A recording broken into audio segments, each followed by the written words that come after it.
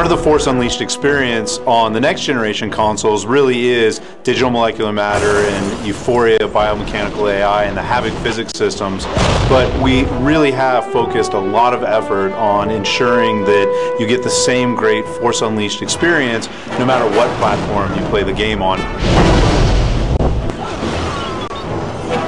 So the PS2, PSP, and Wii versions are being built by a company called Chrome Studios out of Australia. One of the things we've strived for at Chrome in developing Force Unleashed is making sure that no matter what platform you're on, whether it's the PS2 or the Wii or the PSP, that you're just totally feeling empowered. The experience that you get will just be phenomenal across every SKU. When we first started working on Star Wars The Force Unleashed, we knew we wanted to put it on as many platforms as possible. But we also made the decision to ensure that each platform was going to be unique and different in its own right.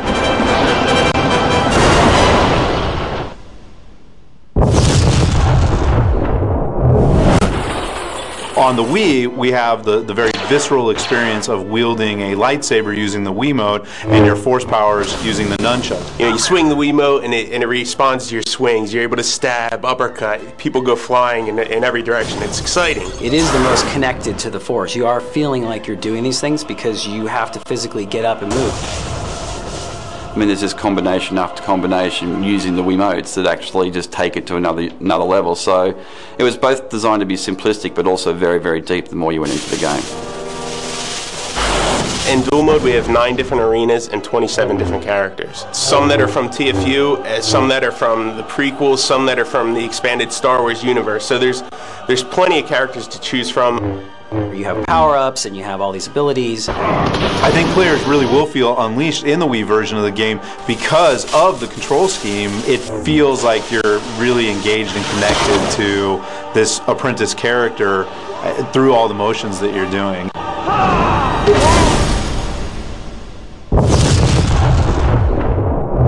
So the great thing about working with Chrome has been giving them an opportunity to develop some unique content. So there's locations, there's characters, there's places on those platforms you're not going to see anywhere else.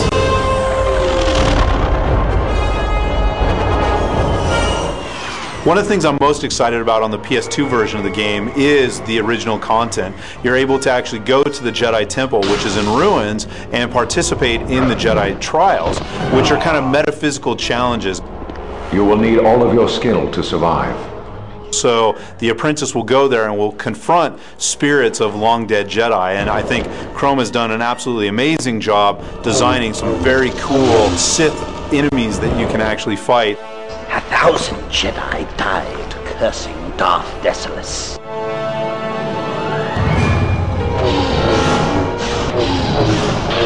This console's been around for a long time, but we're still pushing the envelope. We went back and we built a new physics solution from the ground up so you can have tons of ragdolling enemies flying across the screen. You can pick up 20 or 30 things in a room at one time, and they're all moving in motion, and they look real. It looks like real physics, and that's something I never thought we could do on a PS2.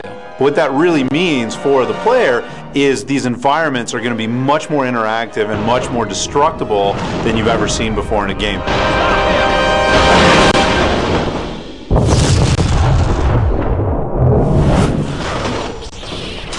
Early on, we knew we wanted to do a PSP version of the game, but we wanted a mode that players could just kind of pick up and play that really would harken back to all of the films and give, the PSP owner something special and unique and new. So we came up with this idea of historical missions. The historic missions are something that actually Lucasfilm gave us the great privilege of doing, where we get to actually relive 5 of the classic moments from the 6 movies. So you might be Luke Skywalker and Vader battling on Cloud City. But rather than just having the powers that we saw in the film, you actually have all these unleashed powers. You have repulse, you have lightning, you have a really supercharged force push. And it's being fought in a very destructive environment. There's no limit of power you're going to feel coming from the PSP. When you cast lightning, you're going to hear that fizzle, you're going to see that zap. We really were able to take a PS2 quality experience and put it onto the PSP.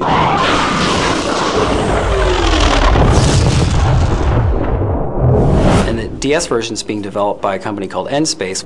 And they've really brought something special to the table with our control mechanics and this kind of really easy combo system. The touchscreen interface that we came up with, collaborating with Nspace, I think really helps bring the experience closer to the player's hands. Anybody should be able to just pick up the DS and using the stylus be able to chain together lightsaber attacks and combine those with force powers so that literally being unleashed is only a flick of the wrist away. So you jump right into it, and before you know it, you're using force powers that you've never seen in the movies that are just doing incredible amounts of damage. We have a couple different multiplayer modes, more of a standard deathmatch on the DS. We also have more of a duel-based multiplayer mode where it's sort of there's a back and forth and a sway meter, and whoever gains the advantage kind of unleashes themselves, and it's really a lot of stuff in one small package. I think everyone's going to be really happy with what they see, no matter what platform they play, because we really have delivered on kicking ass with the Force and immersing people in these great locations and this really awesome story, and doing it in a fun way that they can really get into. You're going to feel powerful right off the bat, and that's, kind of at the core, that's what TFU is about, to feel like the most powerful Jedi or the most powerful Force wielder of all time. Each platform is delivering the same great story. Each platform is delivering an unleashed experience. They all do it very differently, but they manage to make you feel like Darth Vader's secret apprentice who's on this epic journey.